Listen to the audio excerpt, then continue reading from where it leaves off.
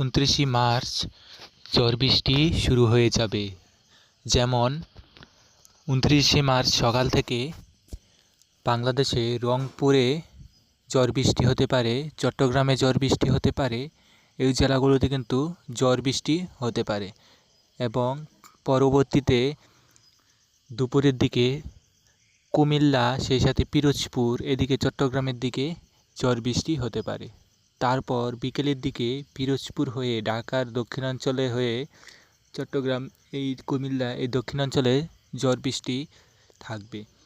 অর্থাৎ 29 মার্চ একদম সকাল থেকে বিকেল পর্যন্ত বা মধ্যরাত পর্যন্ত বাংলাদেশের দক্ষিণবঙ্গে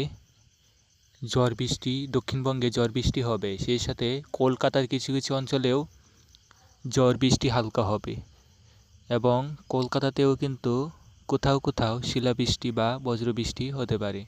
তাই বাংলাদেশের পাশাপাশি কলকাতাতেও কিন্তু ঝড় বৃষ্টি হওয়ার একটা সম্ভাবনা রয়েছে 29 মার্চ। এই ছিল 29 মার্চের আবহাওয়ার আপডেট। অবশ্যই চ্যানেলটি সাবস্ক্রাইব করবেন যদি নতুন হয়ে থাকেন। ধন্যবাদ।